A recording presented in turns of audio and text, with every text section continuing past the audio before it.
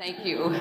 Good morning. Thank you all for coming. I'm amazed. Sunday morning, July. I love that you're here. We are all privileged to be here because you are going to hear from these warriors for reproductive health care, women's rights, etc. I could go on and on, but I'm going to let them do it. You found on your seats cards. You see a barcode, a QR code it's called. And if you would take them home, scan them, and make a donation. This is a free event. However, we will share whatever you give us with the organizations of these amazing women. And Friends of Family Planning, I'll tell you more about us in a second. The reality is we need your help. We are doing so much here on the island. They are doing so much in their communities. You know what's happening, being taken away by you know who. We need your help. So that's my pitch. What else was I going to say? Oh, yes. You probably, why am I holding this? You probably saw the banner when you came in. You see the card on your chair in addition to the Help Us card. Friends of Family Planning has changed our name. We are now, I'm saying it openly, personally to all of you. You might have gotten a letter from me. You might have read the newspaper article, but now I will tell you that we are no longer Friends of Family Planning. We are Martha's Vineyard Sexual Wellness, MV Swell for short, and ease of language. And though Friends of Family Planning started 40 years ago, we are only building on our founder's mission. We are sure to keep reproductive health care on this island. The 5 pillars of our mission are education, access, advocacy, collaboration, and funding. That's what we do. And there's some people in this room nodding their heads because we've funded them. And that's what we want to keep doing. So at that end point, without my notes, I'm going to introduce you to the panelists. Dawn introduced herself. Thank you so much. Amazing documentary film maker and producer. Nindidia Amatu Onakanga sits to her right. I'm dyslexic, so I do this. She is the founder and CEO of the Black Maternal Health. Thank you, Center of Tufts Medical University. Thank you. Welcome. Maureen Paul is, see, now I need my notes. She is the director of MAP. Please say the name. Massachusetts Medication Abortion Access Project. Beautiful, thank you. And a warrior. All these women are warriors. For what? Yes, a warrior. Oh, warrior. Warrior. Boom. Claire Taluni works for Reproductive Equity Now, otherwise known as REN. She is their policy director of policies, and she has a beautiful halo over her head for having been very instrumental for Massachusetts SHIELD laws, which is amazing that we have them. Nisa Duarte is our Wampanoag tribal clinic provider. She also is a tribal lactation specialist and has started Noepi Wellness. So, my goodness, wait until you hear what they're going to give you. And though I made a very short introduction and botched it too many times, find them on Mr. Google. Look at Dawn's films. Read their real bios and know the amazing work that they're doing. And for that, my ladies, I thank you. Brava.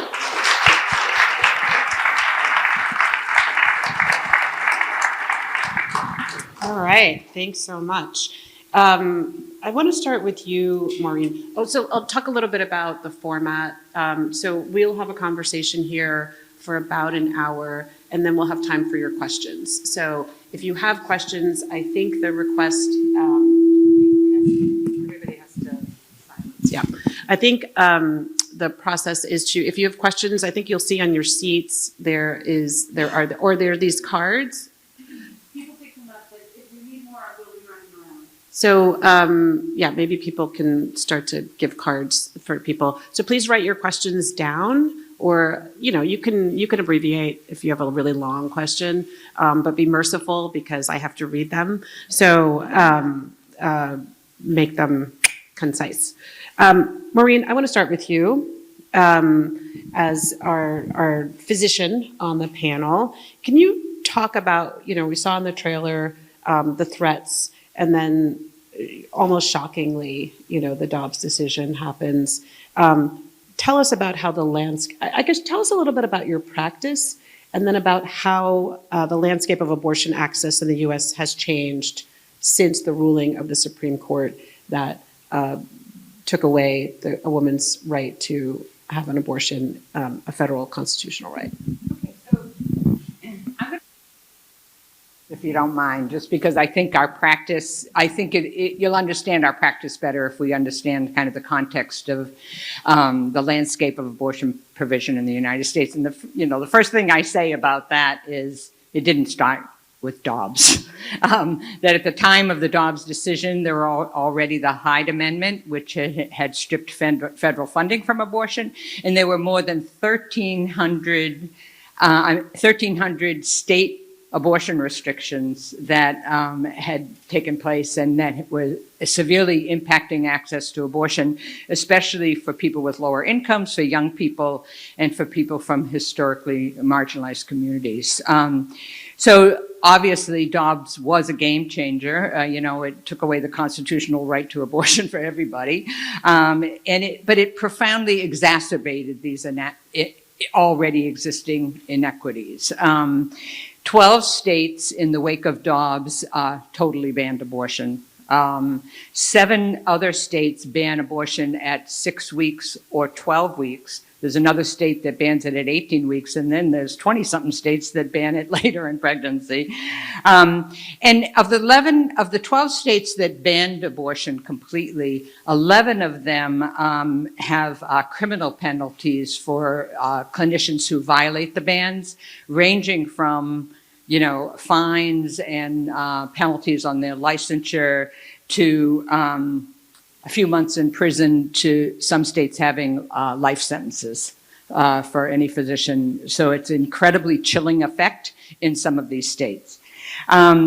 Of course, some have expanded abortion access, and I think, you're going to talk about this, Massachusetts being one of them, so I won't spend a lot of time on that, but, every time they attack, we attack back, right? The surprising thing is that in both 2023 and 2024, the 2 years, after Dobbs, the number of abortions in the United States actually increased. So, why did that happen? Well, one was the greater availability of medication abortion. And just because I'm not going to make any assumptions here, medication abortion is the abortion pill. It involves taking mifepristone, which is one pill which kind of stops the pregnancy from growing, and then 24 to 48 hours later, taking another drug called misoprostol, which helps to expel the pregnancy from the body. Okay, at the time of Dobbs, about half of abortions in the United States were medication abortions, and now it's about 2/3. So that in just 3 years, it's like skyrocketed the number. And abortions by telemedicine is where you ship the pills by mail, increased from 5% at the time of Dobbs to 25% in 2024, which is just remarkable.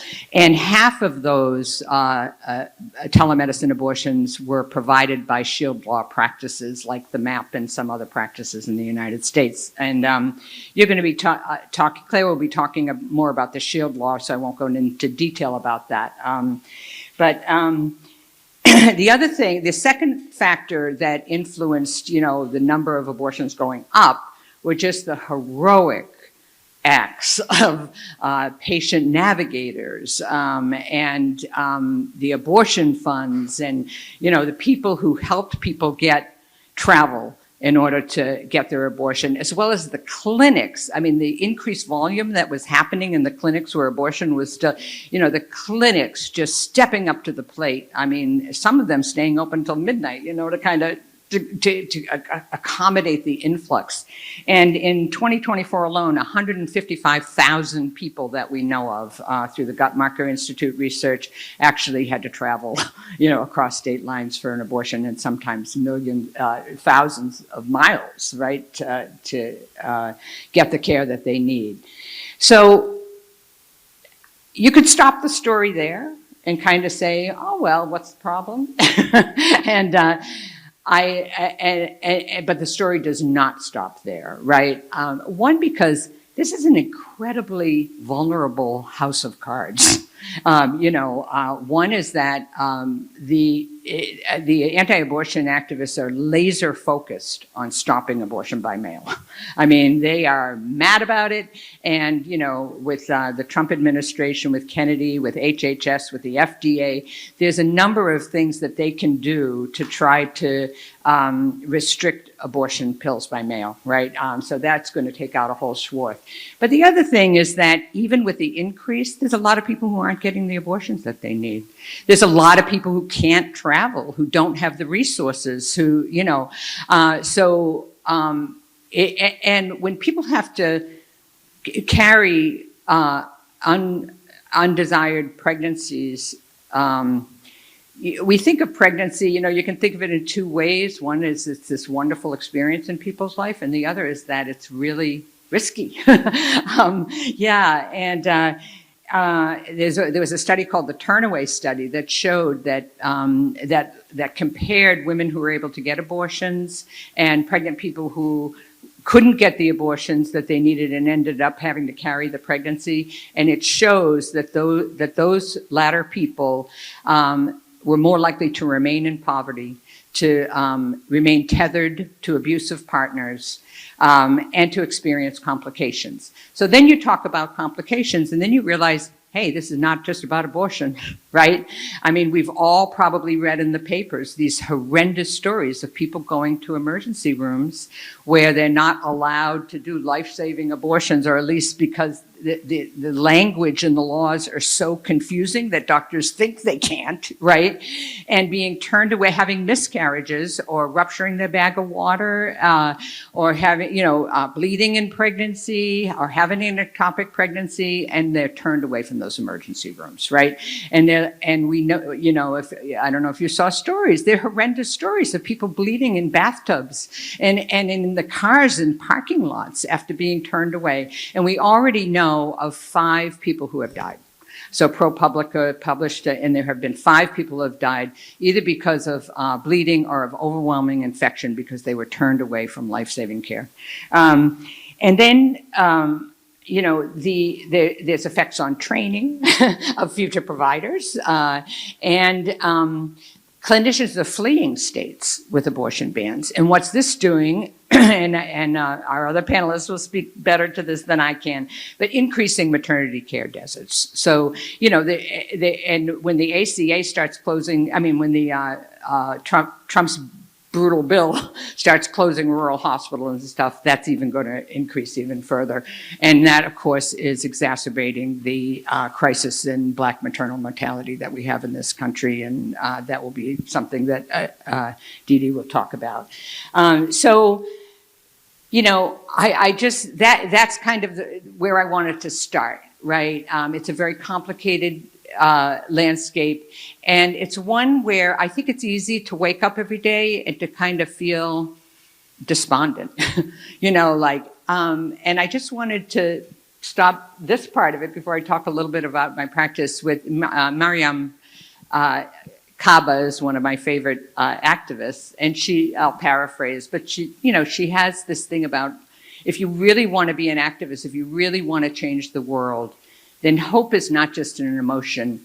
it's an obligation, and we need to practice it every day. And so, I find great hope in all of us sitting here together, connecting all the dots. I mean, and these are people, who have been attacked by reproductive injustice for centuries, right?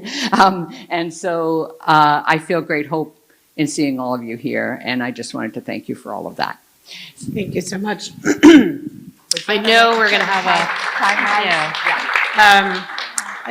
I do want to emphasize, I've seen firsthand the toll that this takes on providers. And so I don't want us to lightly, to take for granted what you do. And that you are here, and that you are joyful, and that you are serving patients and giving pregnant people and non-pregnant people great care. So thank you for doing that. I want to bring Claire into the conversation. Oh, should I talk about the map later then? We'll talk about the map later. Okay, yeah. All right. So Claire, I want to bring you in here. So Maureen really set the table for us and helped us understand overall across the country what is happening. Can you bring us into Massachusetts and talk about, particularly I'd love for you to talk about the SHIELD law and what a difference that makes and what is happening in Massachusetts. Let's start there. Sure. Hi, everybody. It's really wonderful to be here. Thank you for having us. So I'll start just even before Dobbs, just to lay the land, because I think Massachusetts did do a tremendous job recognizing that there was work that we need to do to ensure that abortion remained protected in Massachusetts if Roe v. Wade were to be overturned. And so in many ways, advocates and the legislature worked to understand and see the writing on the wall there, to see that that was coming and that it was approaching. And so in legislation that was passed at the very end of 2020 did codify the right to abortion into our state law. And I think what we at Wren always focus on, and I think providers and folks here would recognize too, is that especially as we see all of these bans across the country and trap laws persist against providers, that like a legal right is not the same as an accessible one, right? And so that legislation also started to do really important work to expand access to abortion.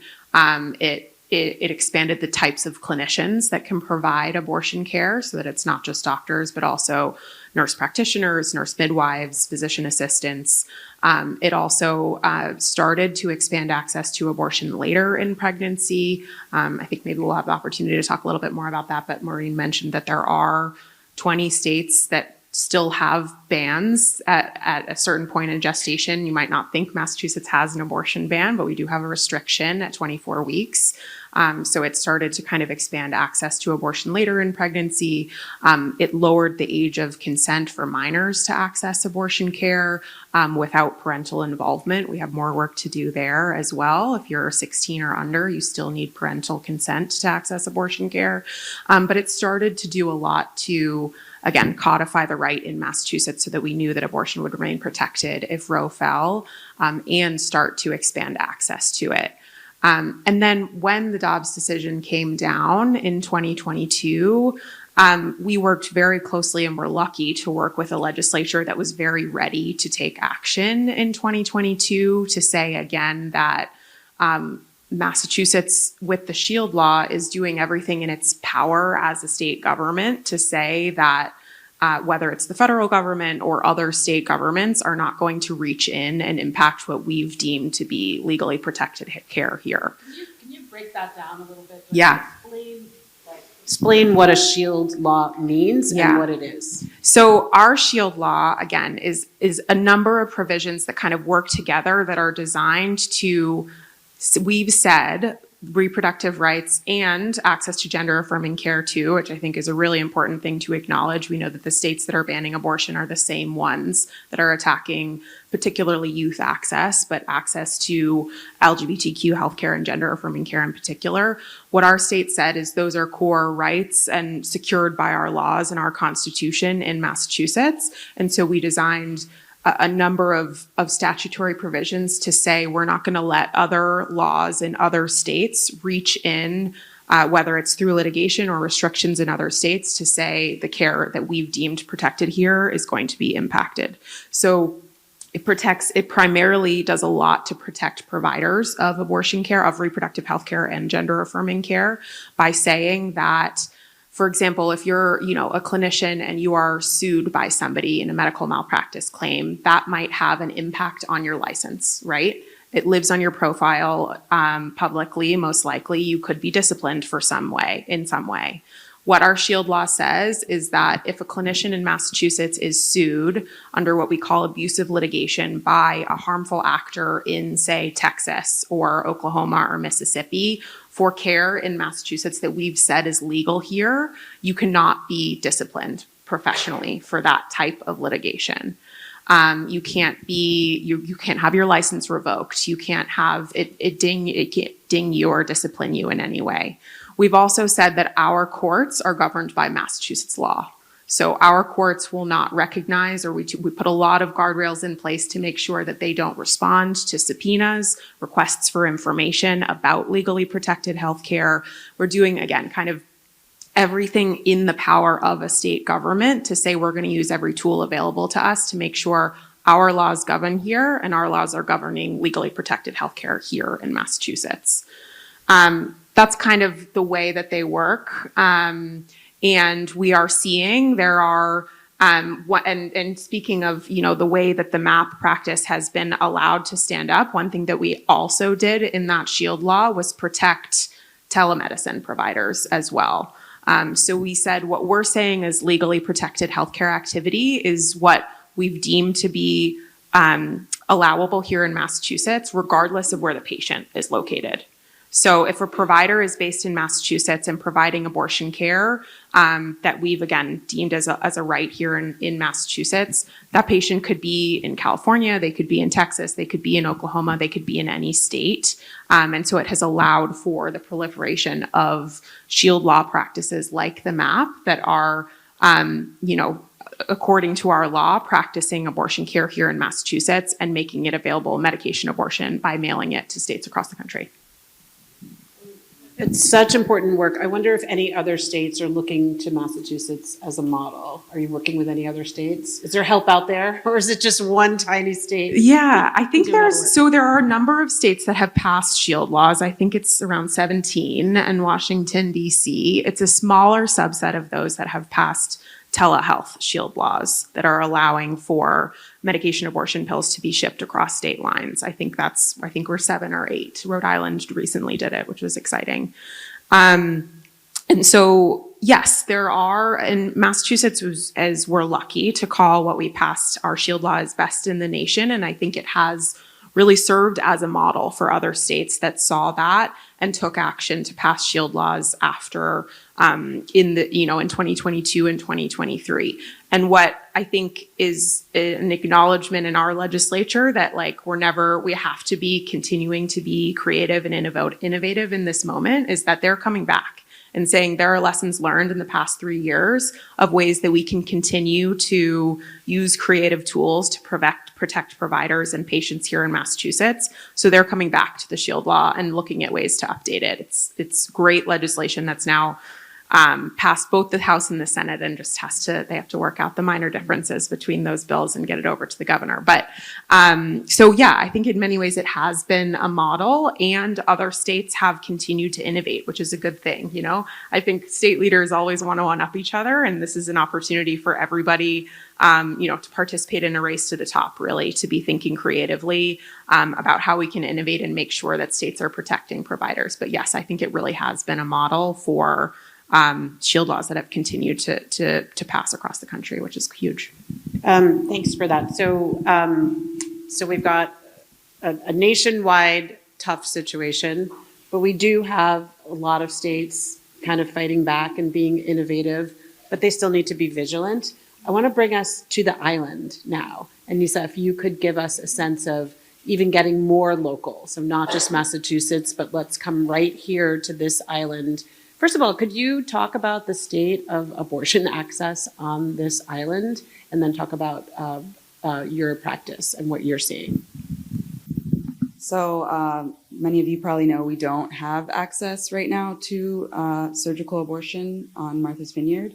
That's a huge problem for all women on the island, but specifically the Wampanoag community, it's a really big deal for us to have to travel, and you all understand the logistical and financial burden it becomes having to take time off work and just planning travel alone. And I think it's compounded in my community because we really rely on communal care, aftercare for our people. And so having women have to go access that off island, aside from the shame that that causes, having to leave your homelands for something like that, which it's should be regular care that we can access here. But the compounding effect of not having our aunties, our sisters, our grandmothers, people checking in on us after fire ceremony, cooking for each other, potluck, all of that is a compounding effect of that. And it's we need to have surgical abortion available here on the island. And the second part of your question was?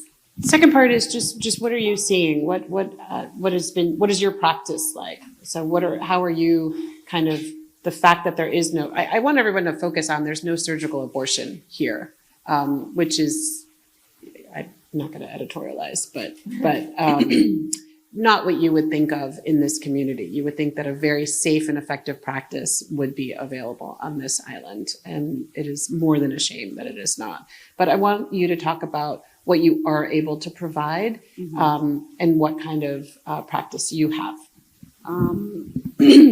We are doing a lot of referrals. So we work closely with health imperatives, and we're building a strong relationship with Friends of Family Planning to help us more with the access. And we do want to have medication abortion available to our tribal members eventually, and we're working on that. But Is medication abortion not available? It's available on the island, but we'd like to have it in stock either at our satellite pharmacy at Conroy's or within the tribal building itself.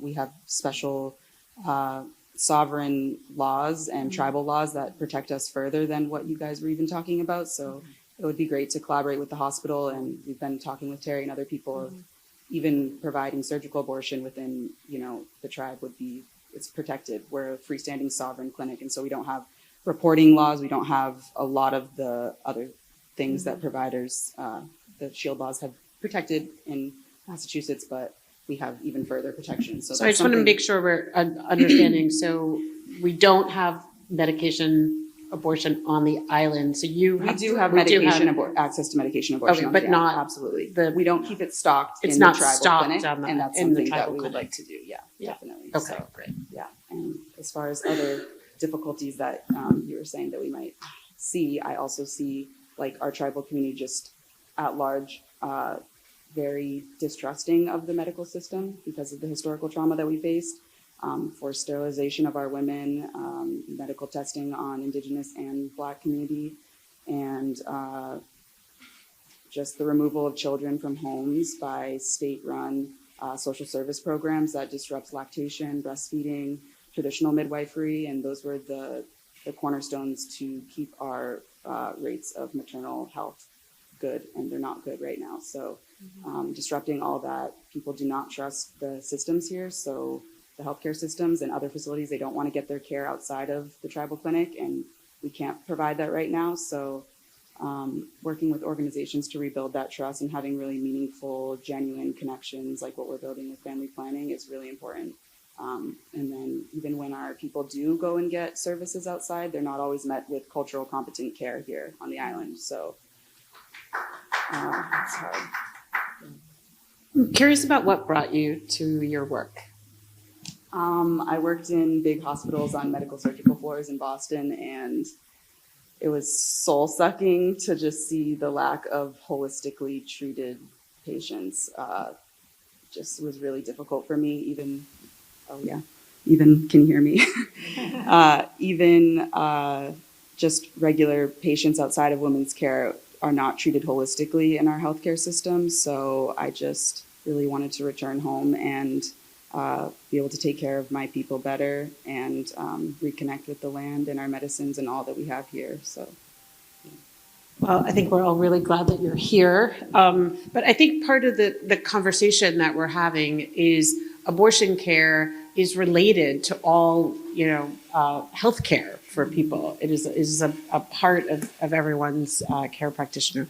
I want to bring you in, Dee Dee. to talk about, one of the things that I saw in 2013 to 2016 when I was following practitioners of abortions in the South was I was really shocked to come into a clinic and find that most of the people we were seeing were Black and brown.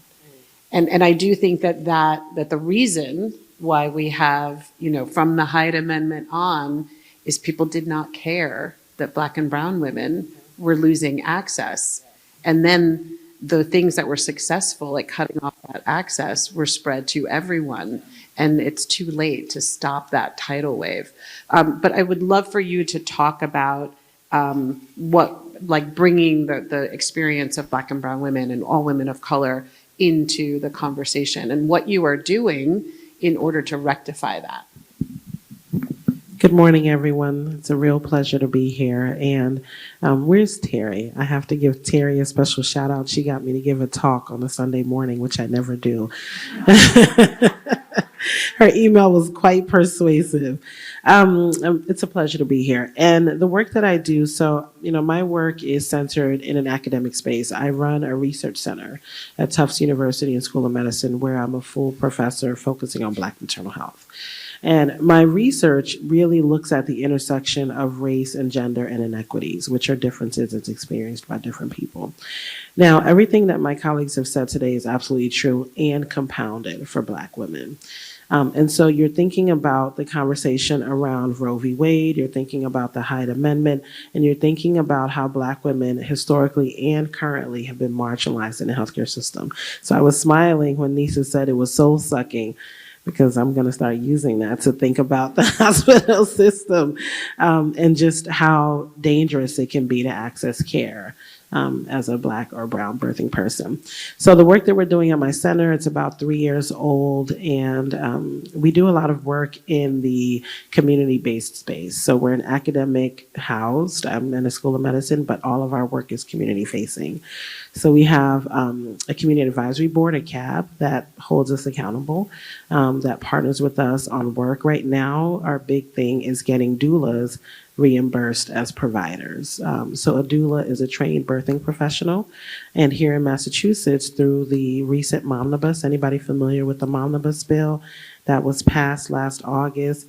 I was at the State House 9 months pregnant, standing next to Governor Healy. It was amazing. And my staff was like, "You're going to go into labor." I said, "Well, everybody here is a midwife or an OBGYN, so it'll be fine." And my daughter was born, I think, like 3 weeks later. So that maternal health momnibus really paved the way for Massachusetts to continue to be a national leader in the maternal health space. As part of that package of bills or suite of bills, we now have more access to certified professional midwives. Anybody here a CPM? Anybody here a CNM? Thank you for your work. So now we have access to more certified professional midwives that take a look at midwifery from the community perspective, and nurse midwives who work bedside in a hospital. Our big thing at my center right now is getting doulas reimbursed as providers. Doulas are trained birthing professionals. Anybody here a doula? Thank you for your work. Thank you, thank you, thank you. Thank you. Yes, clap it up for the doulas. Yep. I've had doulas with all 3 of my births. I mean, Mom, I have to give my mom a shout out. Mom, stand up and say hi.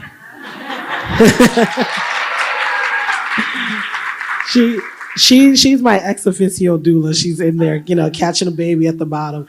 And but I've had doulas with all 3 of my deliveries, because a doula is a trained birthing professional that centers the pregnant person. We just started being able to get doulas reimbursed competitively, right? And the beauty of that is that doulas are now more likely to be able to make a living wage, so we can keep them in the workforce, increase and diversify our perinatal workforce, so we can try to close some of these gaps that we're talking about and try to reduce some of the maternal mortality that we're seeing. So that's our big thing now at my center, is getting doulas trained as reimbursed as providers, going through the very arduous and cumbersome process of getting reimbursed as a provider. It'll make your head spin. It's 20 different forms. It's so gobbledygook. And I'm like, what is this? Who has the time? Have you gone through that process? Okay, so you know what it's just like, why are we asking the same thing in 3 different ways? And why are we mailing stuff to DPH? And why? It's just insane. So we've created 6 toolkits This is for sole providers. This is for hospital-based doulas.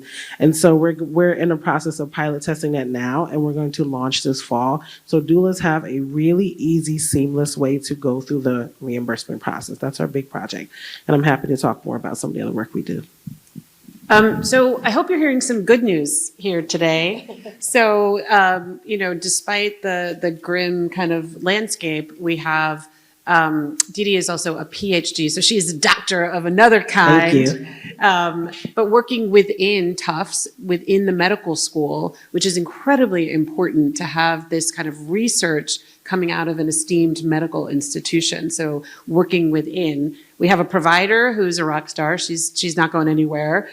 We have legislative accomplishments, and we have our own local person who's doing culturally competent care, but in a professional setting and making healthcare accessible to people. So I really want to emphasize that in this time when we are all so anxious and worried, that people are doing the work. And so when you support them, you are supporting all of the work that they continue to do. They didn't ask for your applause, but I'm sure you want to give it to them.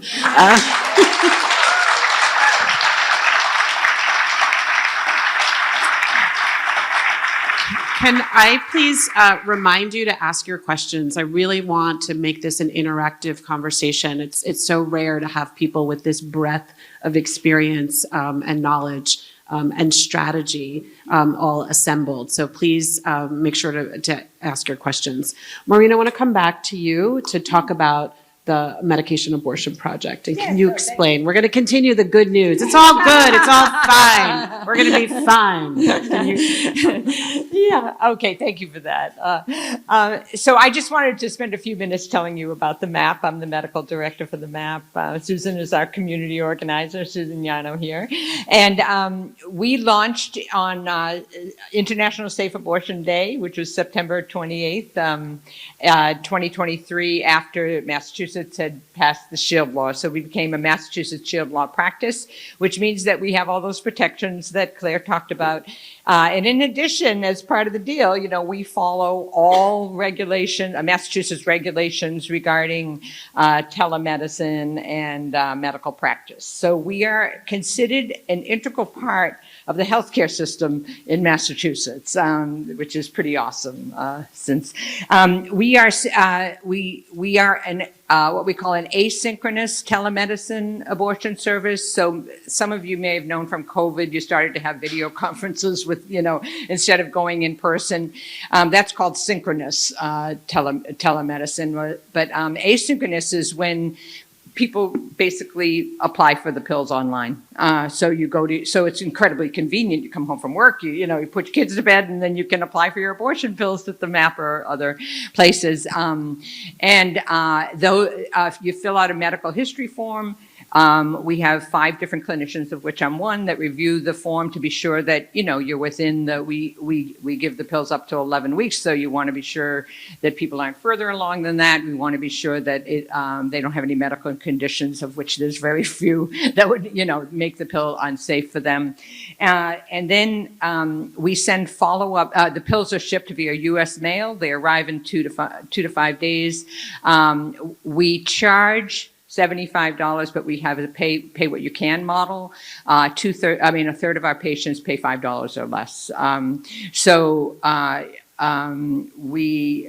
Our motto really is, that we are committed to getting abortion pills to anybody who needs them, regardless of their zip code or their ability to pay. Currently we serve about I just wanted to say one more thing. It's not like you don't have any kind of opportunity to talk to a clinician if you want to. So we send forms, follow-up forms, to see how people did 2 and 6 weeks after they received the pill.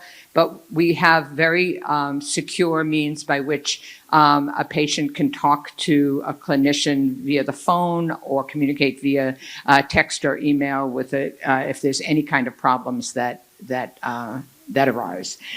So to date, we have received 95% of our patients live in ban or restricted states. A third of them are from Texas.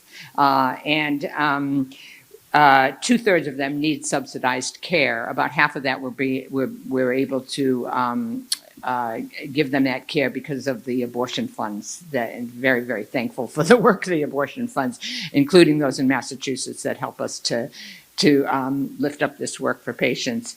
And we currently are serving about 2,500 patients a month. So we're on track to serve about 30,000 patients in 2025. Yeah. So I just want to I don't want to take up all the time, but I just want to say two things. One is we're community of practice, and that is that our work only is possible because of the incredible community of people, including Ren and the people, the lawyers who have our back. There's 75 community volunteers that pack our pills at pizza parties, a few times a month. We have pro bono lawyers that, and it's just, the AG has our back, the governor we've met with. I mean, it's just an amazing network, and our work would not be possible without the work also of people, the contributions that we receive through individual donations and foundations. So I just want to read you a couple of quotes so that we can just have a lens into the kind of people that we're serving. And these are all people in banned states. And I just pick a few. We don't ask people why they have an abortion, but they often write to us in a little open comment thing at the bottom. This was, I was scheduled to have a lumpectomy, which is, removal of a cancerous lump. But found out I was pregnant. They can't operate until I abort the pregnancy. The lump could be cancerous and is growing larger. I was sexually assaulted and cannot afford abortion and do not want to deliver my rapist's baby. I am homeless and living in my car with my 2 children. I know that the minimum pay is $5, but I have nothing. Literally, if it wasn't for the food pantries in our neighborhood, my children and I wouldn't be eating. I lost my job and I can't afford anything at the moment. Please, can you save the fees for me? Which of course we did. I'm an 18-year-old mother of 1. I just graduated and my daughter just had open heart surgery. I cannot pay for these bills. If y'all negotiate with me, it will save me a lifetime of miserables, she said. I'm a single mother of 2 small children. I can pay $9.22 for the pills. Can you imagine what it was like for her to sit down at that kitchen table and figure out that she could pay $9.22 after feeding her kids? And then there's the one, I can barely take care of myself and my dog. And then I just want to say that we received thank you, and I'm not going to read them all because we received thousands of thank yous. But I think there's one that just I think belongs to all of us and all of us in this room. The world feels so bleak right now, but groups like yours give us all hope. To all of you, please never stop fighting for what's right. History will remember you. Those are words from Texas. Thank you. I'm like feeling emotional about all of those. When I was making Trapped, it was astonishing the number of people who, first of all, would volunteer without being asked. We don't ask people why they choose healthcare procedures, but they would volunteer, which I think speaks to some shame and stigma that pregnant people who do not want to be pregnant bear. And so we all have a role to do in eliminating that shame and stigma. But the second thing is, how many people had children already and said, I am already a parent. I cannot feed the child I have. I do not want to have another. They were trying to be responsible. And so all of us and your work helping people to have the lives that they need and that their children and families need is so important. With that being said, Claire, I want to come back to you and talk about there are threats to this really life-saving work. And can you talk about the threats to medication abortion being accessible for all people, regardless of where they live? Yeah, absolutely. So as Maureen has described for all of us, telemedicine, medication abortion has really increased in demand and popularity in the past several years. And that's because partially because mifepristone, which is the first drug used commonly in the 2-drug regimen for medication abortion, is extremely overregulated by the FDA and has been for the entirety. It was approved for as a medication by the FDA in 2000. And since that time has been governed by what's called a risk evaluation and mitigation strategy by the FDA REMS.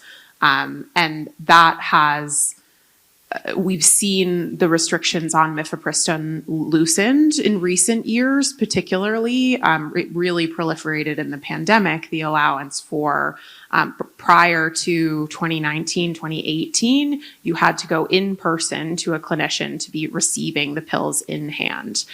You've never, up until recently, you've never been able to access mifepristone like you would pick up any other prescription from your pharmacy.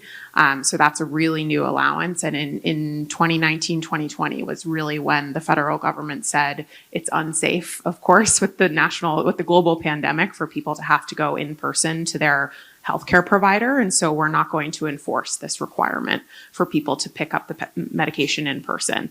And so that's when telehealth of medication abortion really started to grow in demand and popularity.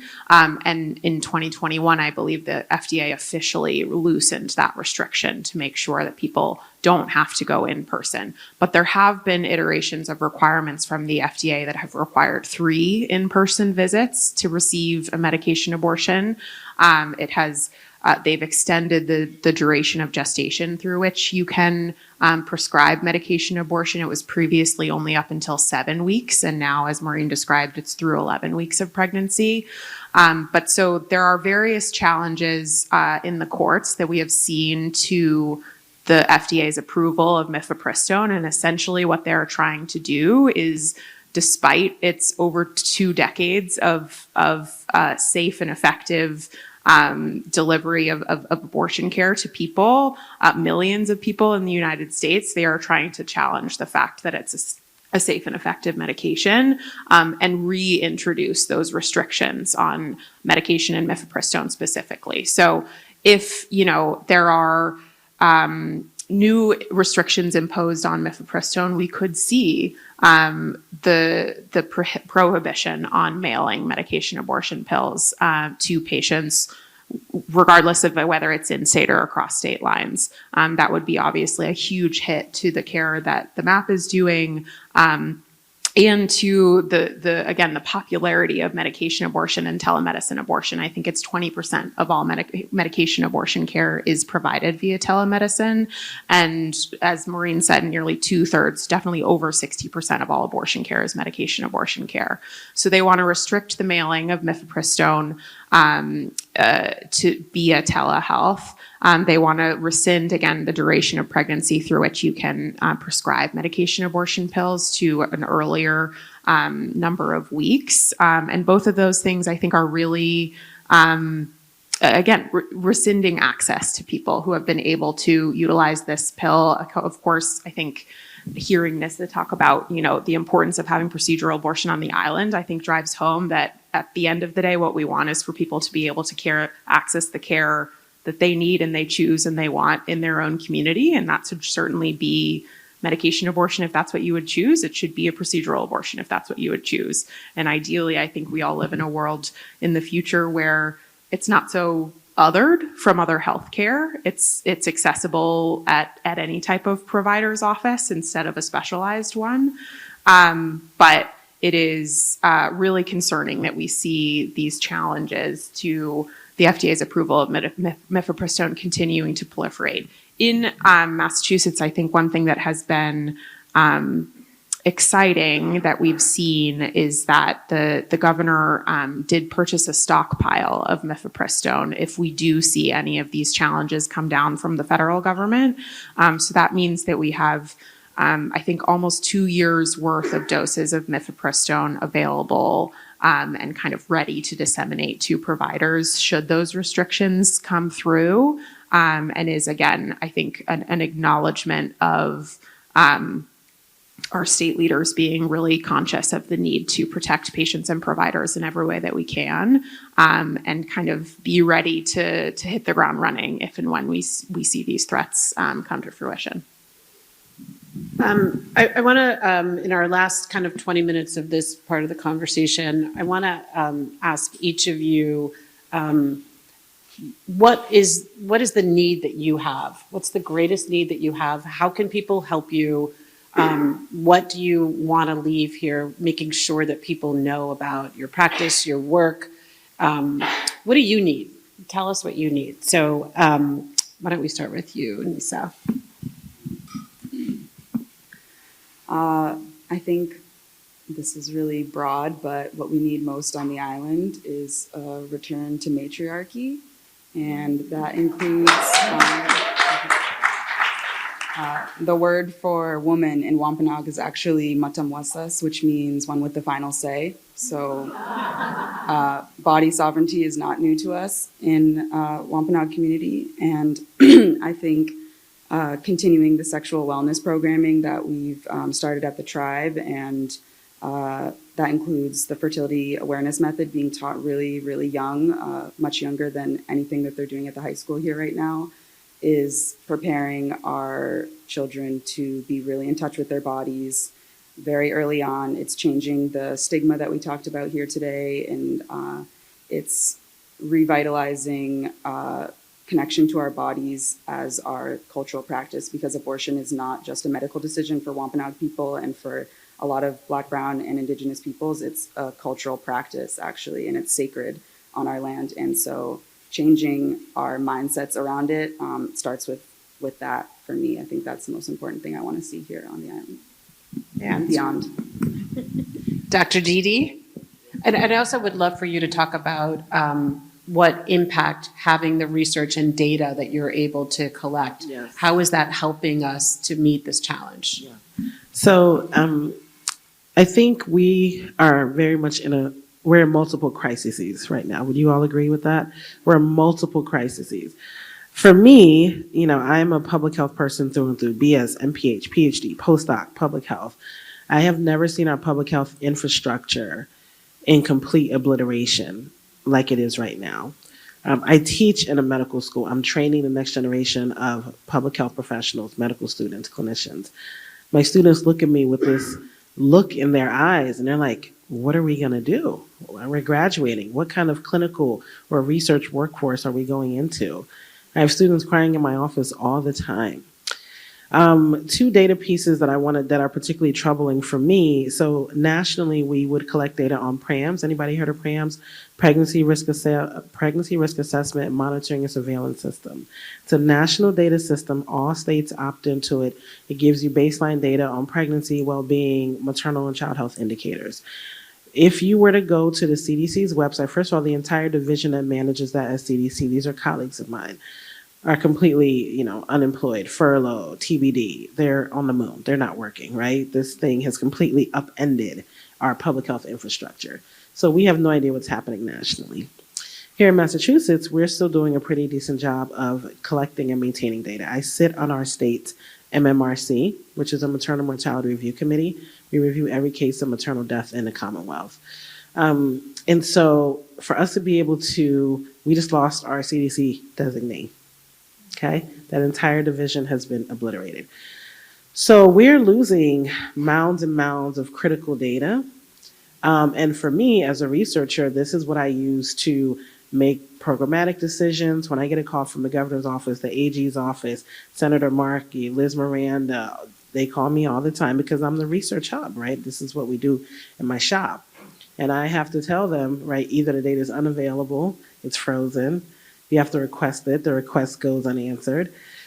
So what I need now in this moment is a new way of thinking about the collection of data. So I was recently approached, hopefully it gets some teeth. And the last thing I'll say about data piece, you guys, this will make you smile in a really cynical and sad way.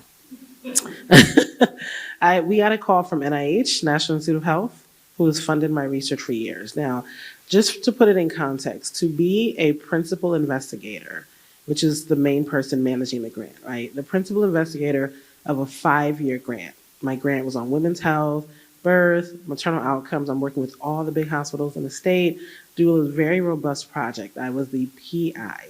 That's a big deal in academia. Most people don't get to be PI until they're probably in their late 50s or 60s. I represent 1% of women of color that are PIs in the country, right? And so, thank you. So I got this PI working with DPH and BU and my institution, all these institutions. We've been working together for 5 years. And the impact we are having is tremendous, right? We're looking, how do we interrupt maternal outcomes for somebody that had an adverse pregnancy, and then we're looking at them, following them. They show up in the ED, they show up in observation. How do you really save that person's life in the inter-pregnancy period? I got a call from our project officer at NIH, and she said, I need to speak with you urgently. I was going to give another talk in Tampa. I said, can we schedule this when I get back? She said, nope, I need you today. I was already annoyed. I don't like being summoned, and I already knew what she was calling for. The only person that can summon me is my mother, and she's sitting right here, okay? When she summons me, I get on that train to New Jersey. And so I jump on the call with the project officer, and she said, you have 48 hours. I need you to scrub your entire grant of any language that says pregnancy, Black, underserved, DEI, marginalized, minoritized. And I had my staff on the phone. My staff turns off their camera. She's crying. My postdoc is crying. I am fuming angry. The project officer didn't even have her camera on, right? So not even the respect of she never turned the camera on. So she said, you have 48 hours. I need you to scrub your entire grant or we're going to freeze all your money. I have people's salaries on there, right? That's how academia works. You pay your salary through your grants. Students, trainees, postdocs, 48 hours. My team has not slept since last Friday, right? Scrubbing, and then we submit it. And then she's like, oh, you missed a word on page 14. It's 300 pages, you guys. 300 pages, right? The duress, the stress. So we finally just submitted it. I think we passed her test. We have no barometer. We have no idea what's going to happen now. That was Friday, 2 days ago. And so what I need now is an influx of funding. The federal government is finished for the research that I'm doing. I think you guys would agree. CDC, NIH, HRSA, all these federal agencies that have funded researchers like me, they're done. They're cooked right now. So we need alternate streams of funding. I'm looking at foundation. I'm looking in the couch cushion to figure out. How much? Yeah, well, I need $1 million by June 30th. That's just to keep my doors open and to maintain my staff and to train my students. I have 35 amazing students from around the country, social work, nursing, public health, medicine, who are training under me to go penetrate these disciplines with this reproductive justice framework. For me to be able to give them a stipend, to send them to a conference, to get them trained, to pay my staff, I need $1 million by 6:30. So that's where we are, right? I have never, ever been this. I love what you said about hope. I almost started crying. I've never been this angry, this despondent, this fired up, and frankly, as a leader, this stressed. Because people are looking at me for answers, and I don't have answers, right? I have never been spoken to in that way from an NIH project officer. They work for us, you guys. They're civil servants. NIH is taxpayer money. I have never been spoken to in that way. So that's the state of our country, and that's what I need right now. I'm pretty pissed off. I'm also pretty committed, frankly, kissing the babies. I mean, we're on this tour, right? I told my staff, I said, listen, the only thing we're doing this year is trying to keep our doors open and to be able to keep our mission front and center. I do not want us to be watered down. I do not want us to be oppressed. I do not want us to be censored. The only way you can do that is when you bring your own money in. Then the university kind of looks the other way and lets you do what you want to do. When they're funding you, they pull the strings. That's how the game works. So that's what I need. All right.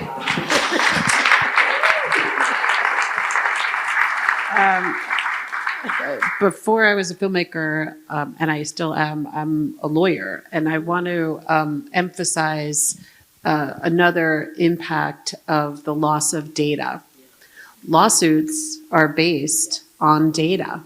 And if we do not have the underlying, when a judge evaluates whether there's a rational reason for a particular law or statute or procedure or process, you look for the data. And if that data does not exist, it's hard for a lawyer or a judge to justify certain actions. So this is destabilizing, the thing that we're all talking about, the courts. this takes away another ability of the courts to protect our rights. So that's an unintended consequence. All right, Maureen. Yeah. What do you need? I got a couple of things. It's so hard, though. There's so much worthy, so many worthy things. But I would say first of all, I want to thank all of you for the work that you're doing to bring just and equitable care here to Martha's Vineyard and to Massachusetts, because I think we all, working in the state is just something that's really important, because Massachusetts is such a beacon in terms of this kind at this dark time. But also one of the reasons that it's a beacon is because it serves people who are in ban and restricted states, right? And it's one of the few states that can do that. So as the map, we can only serve people who know about us. So the first thing I would say is, if you're going to Texas, if you have family in Texas, if you have family in any state in which there's a ban, we have stickers to put in bathrooms. We have things to put on toll booths. We've got all kinds of things about, to let people know that we exist. And so we're really serious. And Susan's the one that has a lot of materials that she can send. If your child or grandchild is traveling to Louisiana or Alabama, Florida, Georgia, you name it, we'd love to get the word out. So, and that gives us our legitimacy as well, right? I mean, and that's important. And of course, the other thing is I've already talked about, and that is that it takes us $75 to get pills out the door, to cover all of our, the cost of the pills and we subsidized 2/3 of people in order to be able to really receive those pills, right? So our deficit is about $50,000 a month. That has to do with, us in terms of what we need to subsidize, and about half of that we raise through abortion funds. The rest of it we depend on individual donations, some grants that we have and whatever. But, it's just every single pack of pills that we can get into the hands of someone who needs it is just really critical. And we all know that the ability to, control your fertility is kind of central to everything else in your life, right? And so, it really is life-saving in more ways than one. So thank you. Thank you.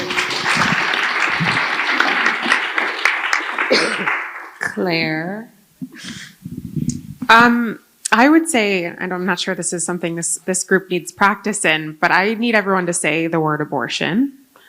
I think one of the most powerful things that we can do to try to remove some of the stigma that's been forced upon this healthcare is to talk about it.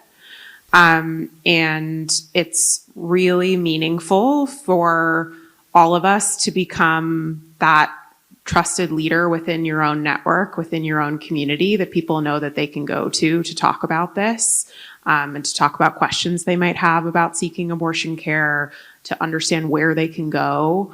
I think that's what I need everyone to do. We have a lot of resources that Reproductive Equity Now works to maintain to help people understand in New England where you can seek trusted care. But similar to what Maureen was saying, I think the more that we talk about it, the more people understand what their options are and who they can go to for help and who they can have trusted conversations with. And so I think that's a really big part, again, of educating our communities and removing some of this stigma that has been imposed on an othered and exceptionalized abortion care for so long. So I would say have conversations in your communities about this care and make sure that people know that you're someone that wants to talk about it and welcomes those conversations. That's so important. So thank you. There's a lot of literature outside on the tables, and even if this is a very educated audience about this topic, so a little bit we're preaching to the choir here, but what you can do is bring this material home, put it in your kitchen. Let the pregnant person or the person who's worried about being pregnant explore on their own in private. and then maybe they know that you're a trusted person. I also want to emphasize about the crisis pregnancy centers. I've seen fewer truly evil things. Like what we saw in Alabama and Mississippi is they advertise pregnant, don't want to be, come talk to us. People were giving people false sonograms that told the wrong date of gestation so that they would think that they were 6 weeks pregnant when they were actually 10 weeks pregnant. And so they would wait to make their decisions until it was no longer legal in their states. So that's the kind of practice that is routinely happening in many places. So that's a real crisis. Okay, I think we're going to turn to some questions now from people, and I'm going to read the questions. And there's a lot of questions about medication abortions, so we're going to start with that. And I want to ask Dr. Maureen and Dr. Didi here. There's questions about what can people do if they experience a medical complication from the pills. Are there any risks? So I don't know if your research actually, I think that this is a big question that people have. We might all want to be really supportive, but you're all also afraid, what if somebody bleeds? What if something happens? Is this really safe? So I wonder if you two can speak to that. Is this safe? And what do people need to know? Well, maybe Dr. Maureen can start us off, and I can talk about it from the advocacy perspective.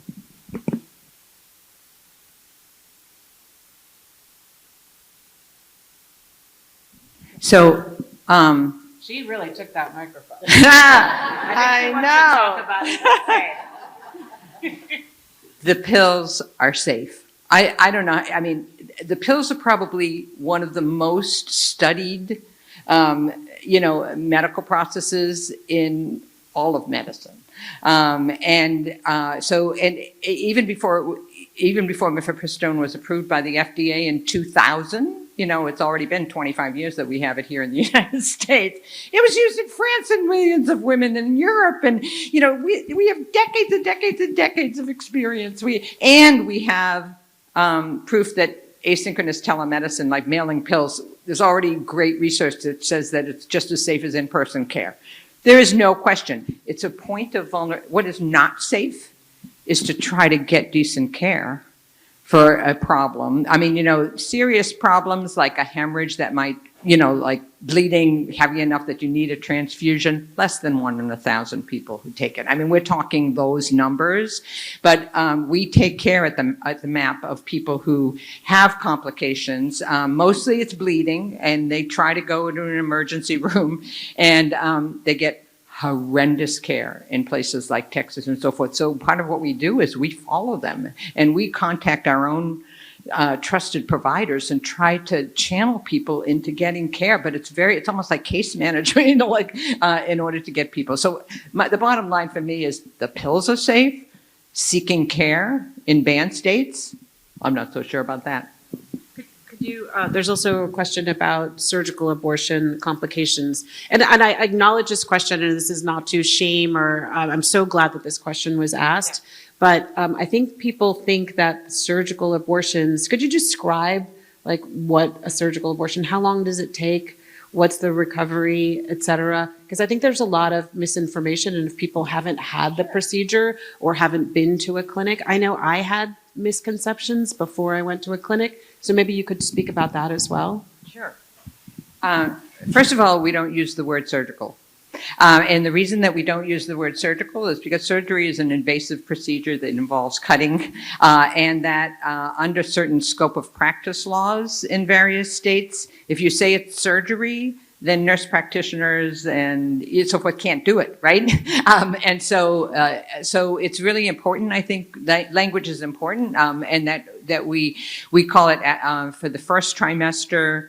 You could call it vacuum aspiration. I love that it's aspiration. I just think aspiration is a great word for the first trimester abortion, since it's tied to people's aspirations. But the second trimester is it's called dilation and evacuation, and it's a little bit more complicated because basically what you're trying to do with an abortion is get something bigger in the second trimester out of something smaller. Your cervix is only opens up about this much during an abortion, and you have to figure out safe ways to bring out a fetus without causing damage to the cervix. You don't want to cause damage to the pregnant person, right? And so the safety is incontrovertible. I mean, it's like, you know, any kind of complication probably is less than 1 in 100, you know, and then you talk about serious complications, and you're talking about 1 or 2 per 1,000, right? You know, bleeding is probably the biggest one in the first trimester, and in the second trimester you're putting in instruments in the uterus, so very rarely you could have you know, what they call a perforation of the uterus, where you make a small hole in the uterus, things like that. And then infection is very, very rare as well. So the risk of dying from an abortion is less than getting an injection of penicillin. It's less than having your wisdom piece taken out. You know, I mean, and they have actually done these studies showing that it's, you know, it's an amazingly safe procedure. So, yeah. It takes about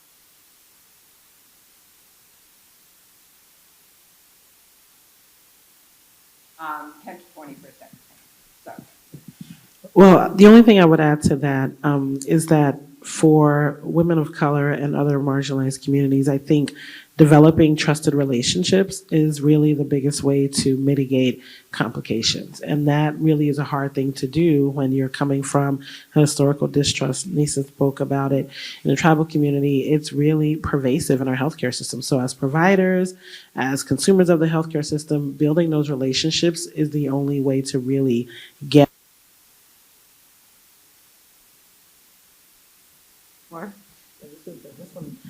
in front of the complications. And I think the other thing is, you know, hemorrhage is so common, dare I say, that it's highly treatable. And the majority of, if you see someone dying or someone being impacted by a hemorrhage, that means that they're in a negligent healthcare system, because it's absolutely very, very, very treatable.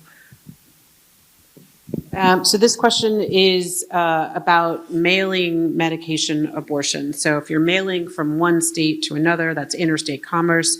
So how is that not considered governed by federal laws? How can Massachusetts actually be protecting itself from bad actors? How do the SHIELD laws override this? Yeah, well, I think the SHIELD law is, again, I used this term before, but designed to innovatively be an architecture of laws working together to say this is what our state government is deeming legal and protected, and saying this is the reach of our state government that's not going to be impacted by other state laws. So these are laws that are certainly being tested in other states in federal court. There are providers in New York that are facing both civil and criminal charges from states from Texas and Louisiana for mailing abortion pills into those states, allegedly. And we're seeing that test of the SHIELD law, and it's been very impressive, I think, the ways in which various levels of New York's government has said, no, this is the way that our laws are governing these types of litigation, and we're not going to allow any request for information or any charge against this legally protected healthcare impact the ability for our providers in New York to be protected. So yeah, I think they are, again, in the way that they're very innovative. We are seeing the first challenges of them in the courts now. And there might be ways that they are changed in the future in the ways that these court cases continue on.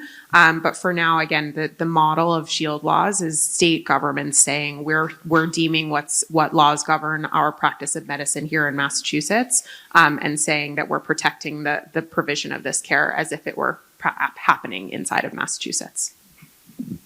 I mean, what's interesting about Dobbs is it refers decisions about medical sovereignty back to states.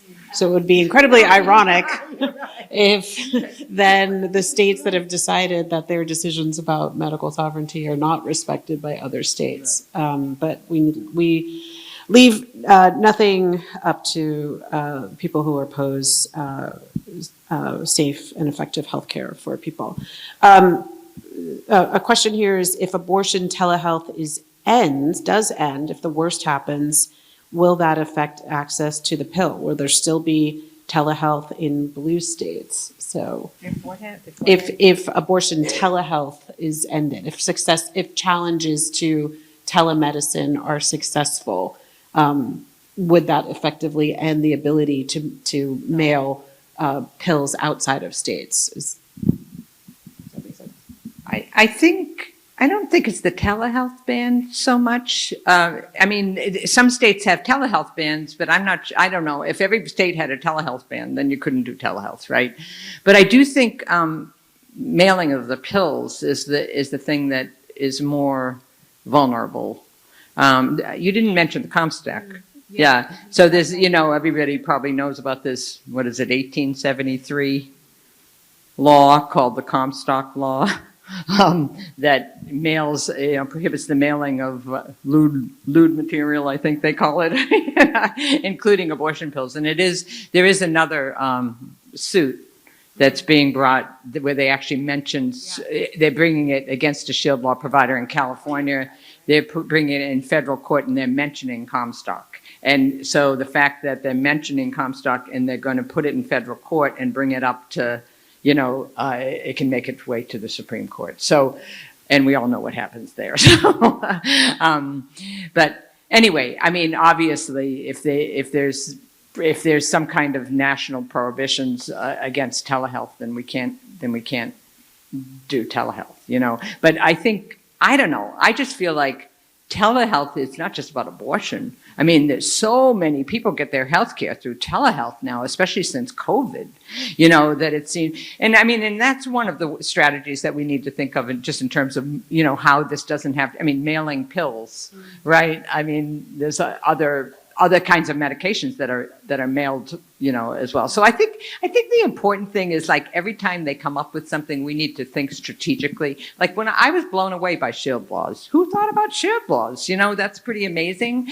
and that we have a lot of incredibly, dedicated and smart people and creative people in terms of strategies. And in the meantime, it's no anticipatory obedience.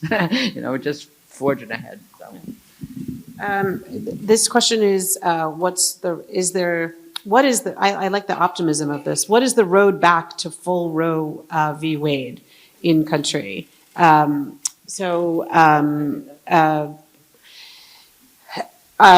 couple of years ago, I did a series about the Supreme Court, helpfully found on Paramount Plus and Showtime, should you want to tune in. And one of the episodes is about the abortion decisions and the road to Roe, and then the road afterwards. So one thing you all should know is Roe v. Wade was incredibly not controversial.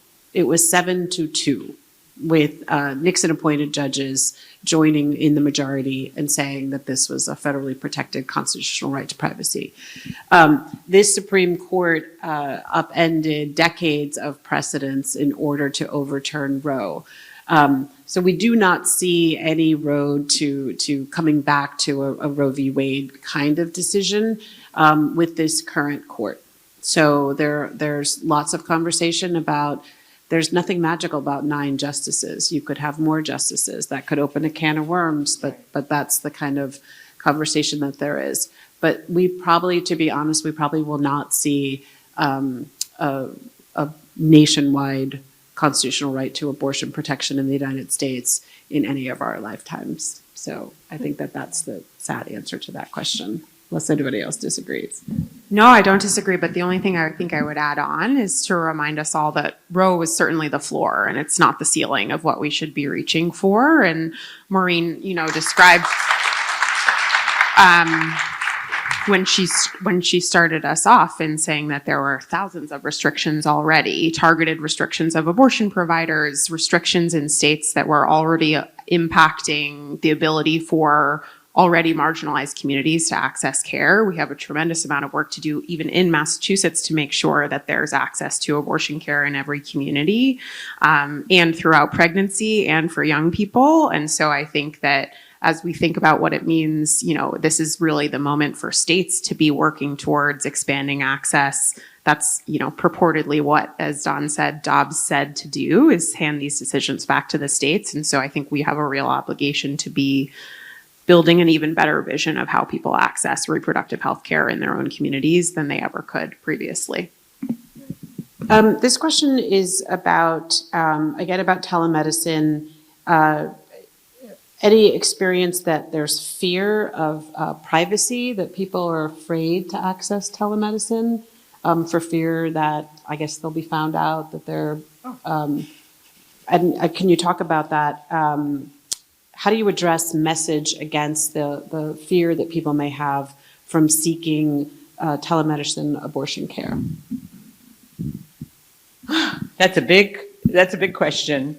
I can tell you from the map, I can feel fear come out of my computer sometimes in terms of, a lot of people say I'm terrified because I live in a state that, and a lot of people don't understand the laws, and whether in fact it's legal in their state or not, whether they can actually be held accountable. There's just a lot of confusion. So I think some of it goes back to what Dee Dee was saying about trust. About building trust. And I think when I used the word legitimacy, I think maybe what I really meant was trust, because it's pretty petrifying to be sitting in Texas and it's hard enough to go to the doctor when you know who the doctor is. But, can you imagine applying for healthcare in a criminalized environment to a service that don't know anything about? With doctors that you have never met, of course people, feel fear. And, I think what keeps us, our proof that we're doing pretty well are in those comments that people write to us, where they say, we were petrified at first, but wow, so glad I found you. So glad, whatever. So glad that so I think, spreading the word about that kind of thing and the safety of telemedicine and the legitimate practices, that belongs to all of us, really, in terms of getting the word out and so forth. Yeah. And then, of course, there's criminalization. There is actually an organization that tracks the criminalization of pregnant people for usually, for most of the cases are when they go to a hospital and they actually get reported to police. Sometimes it's because of, a drug allegation or something like that. But usually it's there's this thing called mandated reporting, where people in hospitals are mandated to report certain things like child abuse. And it's actually when usually it's healthcare workers are not subject, are not required under their laws to report pregnant people, but they do. And they report them for taking the pills, or, some people are just coming in for miscarriage and they're being reported for things and whatever, and they're actually being arrested and prosecuted. It's not that many people yet, over a number of years. There's I don't remember the statistics off the top of my head, but certainly, criminalization. I'm not a lawyer, so some of it is I don't even want to begin to, in terms of usually under Roe, the pregnant person.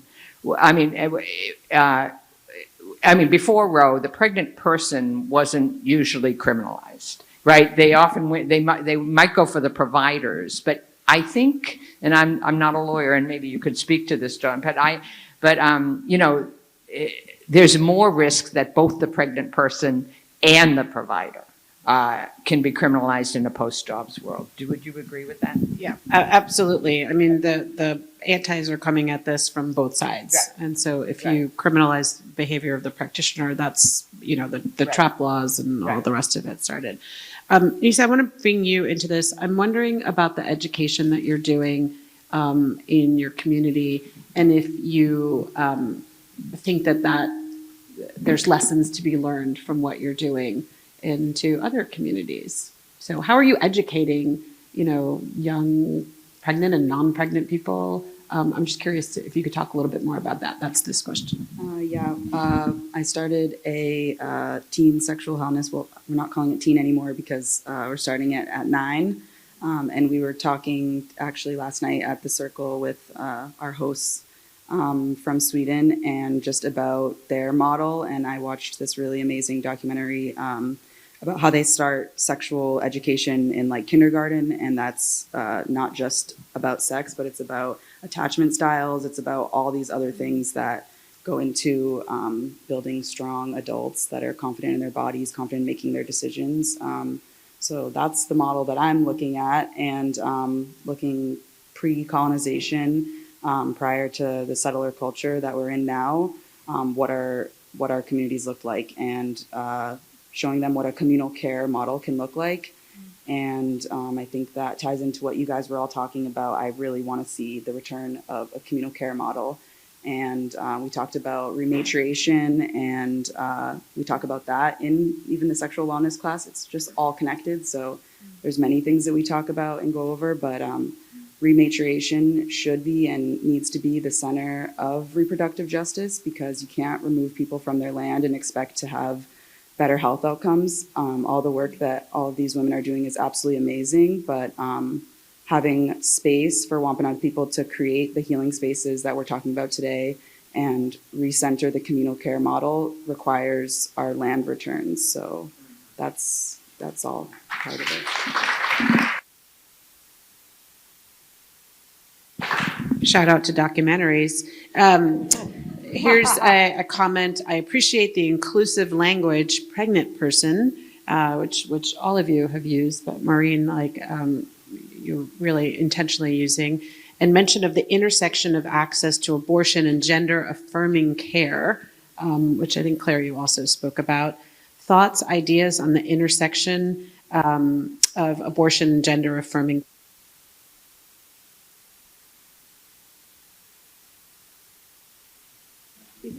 Yeah, I'm done. Okay.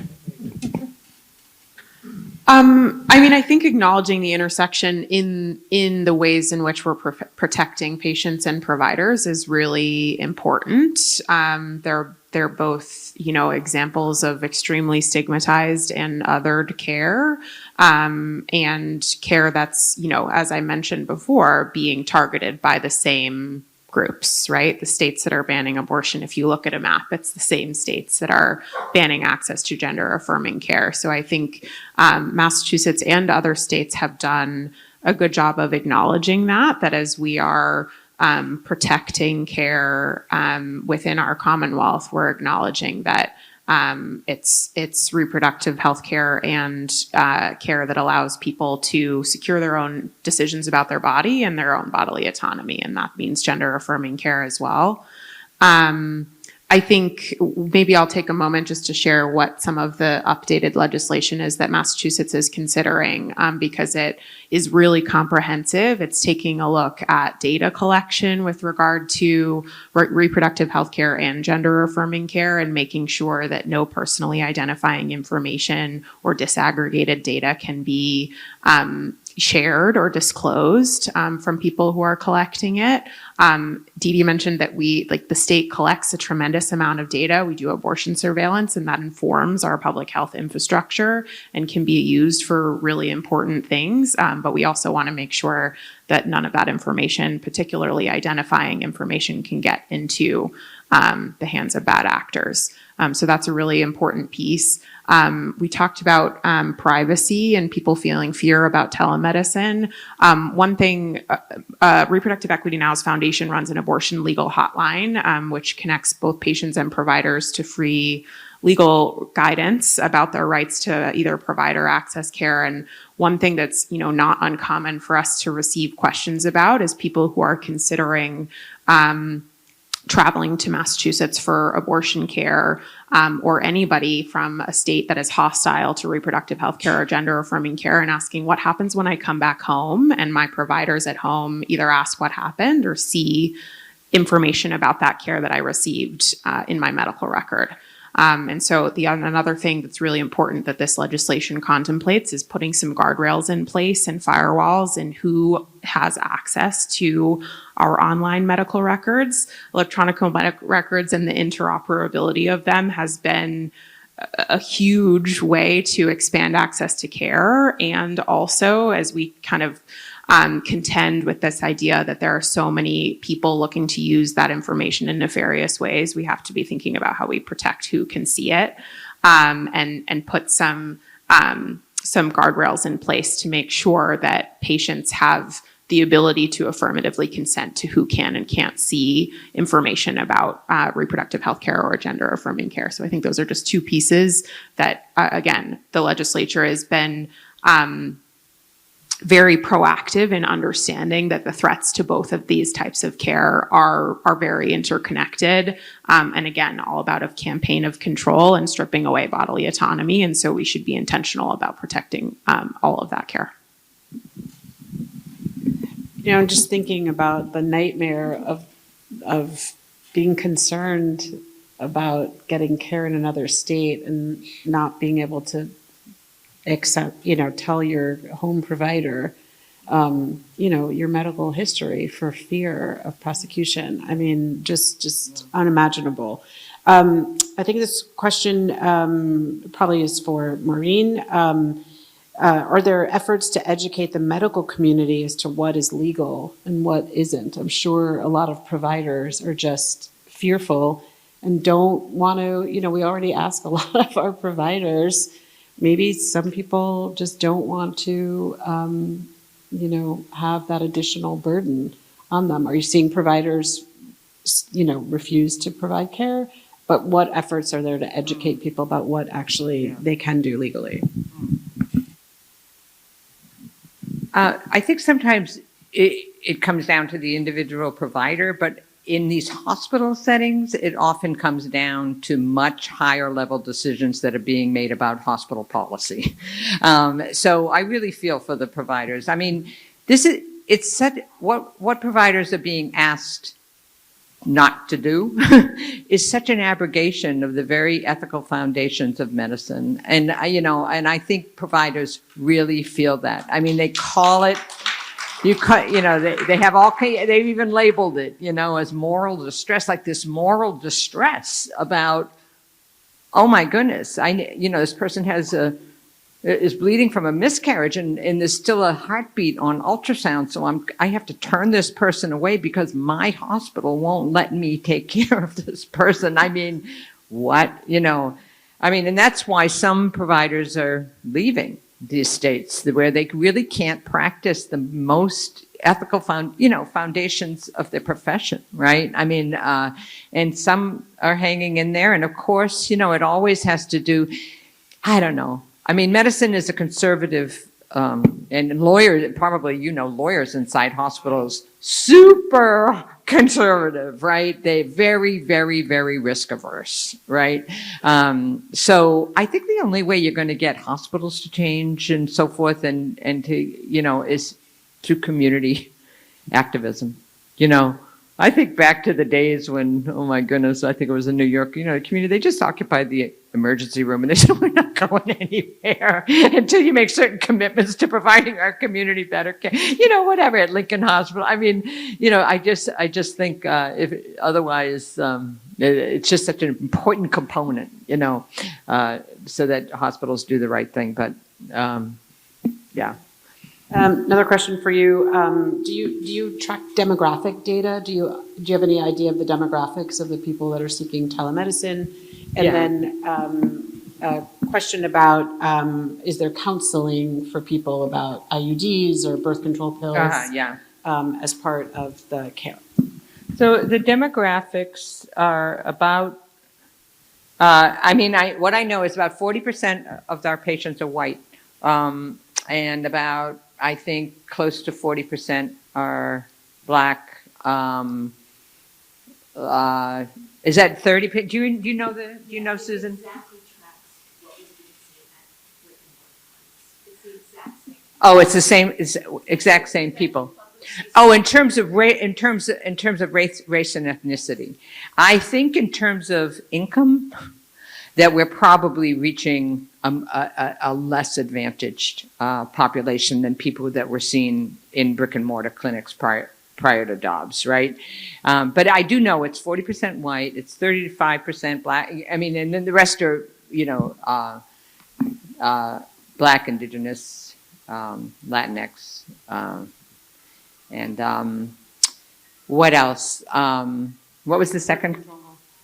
Oh, birth control. So we decided, we made a very conscious decision that there was no way we could handle both getting the abortion pills out and providing a whole birth control service. It was just impossible. So when we send out the boxes, we have information about birth control in the boxes so that people have referrals to, and if people have questions about birth control, like say, when should I start the pill after, we definitely have instructions about that, and we have, of course, they can talk to a clinician about that.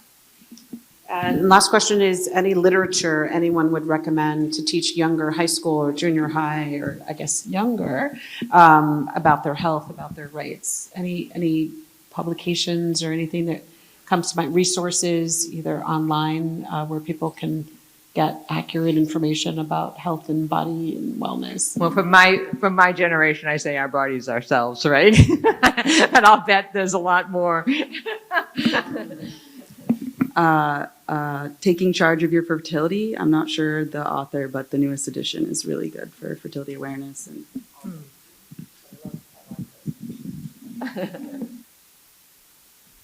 My research lab that I mentioned earlier, which is all student run, they maintain their own website, all their own social media. Their website is motherlab.org. And I think young people should follow them on social media. They're doing TikToks and all this stuff to make sure that they're getting messaging out in a way that's going to be received by their core audience, which is young people. Another thing I would say is Medical Apartheid. It can be a little heavy, but it's a good book. And then also Killing the Black Body. These are some, depends on the age. You might want to read it with them, but they're good foundational pieces. Might need a little title help, but. All right. So thank you all so much for coming. I want to give everybody here another round of applause.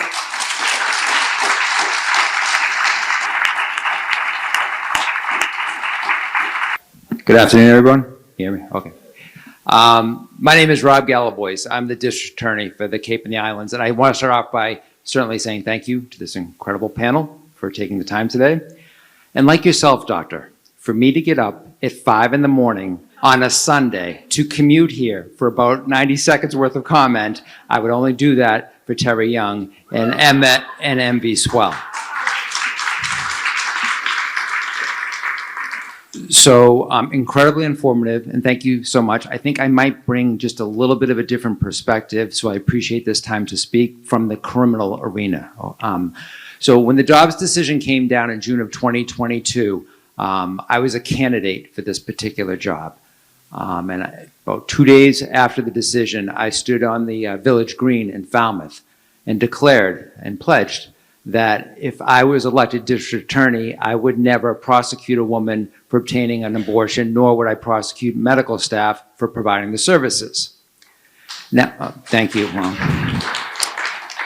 Fully acknowledging that was in the abstract at the time. I was merely a candidate. And Biden was in the White House, and mifepristone was not available on the Cape or Martha's Vineyard or Nantucket. When I got sworn, I won, and I got sworn in January 2023, I was asked to sign a petition by Fair and Just Prosecution, national organization. Every DA was asked to sign. There are 11. I signed, basically reaffirming my pledge that I would never prosecute either a woman for obtaining or medical staff. There are 11 district attorneys. 4 have signed.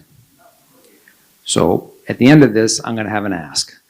What role does the DA play in all of this? It's been mentioned here that the state of Louisiana indicted a doctor from New York. Now that we provide the services through the offering of mifepristone, which I believe here in Martha's Vineyard is in Vineyard Haven, I think, health imperatives, and the hospital too. Hypothetically, if a physician here provided that prescription, and Louisiana found out and they wanted to bring criminal charges. Their subpoenas for medical staff, for medical records, is worthless unless the local district attorney, i.e. me, takes that paperwork, that subpoena, walks it into Dukes County Superior Court in Edgartown with one of my prosecutors, gets my Superior Court judge to endorse it, then it's effective. So I've reaffirmed that I would never cooperate and otherwise participate in the prosecution of a woman or medical staff. Here's my ask, and I've been doing this since I came into office. I said there are 4 DAs. I'm the only one south of Boston that has signed this petition. My colleagues, Plymouth County and Bristol County, did not sign it. I've been going around primarily, admittedly, to indivisible groups. I'm sure a lot of folks here are familiar with indivisible. With this ask, and I'm asking all of you because each of you have your own particular networks. Please reach out to folks, particularly in southern states, to let them know, because if you're down in Louisiana, you probably think of Massachusetts, through all the hard work that's being done here, as an abortion-friendly state.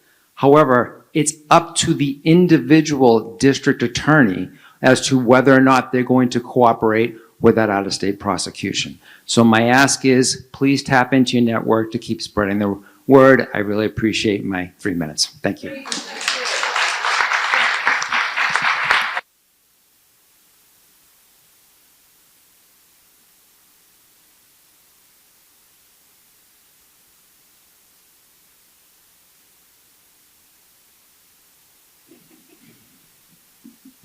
I want to acknowledge, I'll open a different way. We invited someone from the hospital. I spoke with Dan Passion. Both he and Denise are on vacation. He promised to have someone here, but don't see them, whoever that person was to be. I will share with you in this conversation with Dan that our hospital has just started providing surgical abortions. And I learned not to say surgical, but I didn't remember what better to say.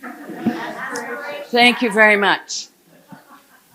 They have, as part of MGB, joined the system-wide requirement to provide up to 10 weeks. It's a start. It's finally happened. We are not finished. Encouraging them to extend that opportunity. 10 weeks is really early, but at least it will help some people from needing to travel off island. The other thing I wanted to say is a year ago, there were a group of women who came to me to say, help us create this community event. Would you please, Terry Young? And I said, sure, what is it? And here we are, 1 year later. Look what we've done. Look who we have been able to bring to the island, to our brains and our hearts with what we all know we want to make sure is what more people know. So we had a registration, we had to close it. This was to have been a full room. I'm picking up on Maureen. I don't have stickers, but when you go home to your neighbors, to your friends, whether you're on Martha's Vineyard, Chilmark, Edgartown, wherever else you go, tell them about what you learned today. Tell them about what these organizations do and need. Another thing I want to do, and you're next, but is to tell you that MV Swell, we have an abortion reimbursement program, also vasectomy. That is one way we use the funds that you all are going to donate. We also are working with the school system. I have 3 teachers back there. We're going to work it out, trying to support what are their needs for better curriculum, better education, sexual wellness in all of our island schools. We also have a fund for certification in reproductive health care.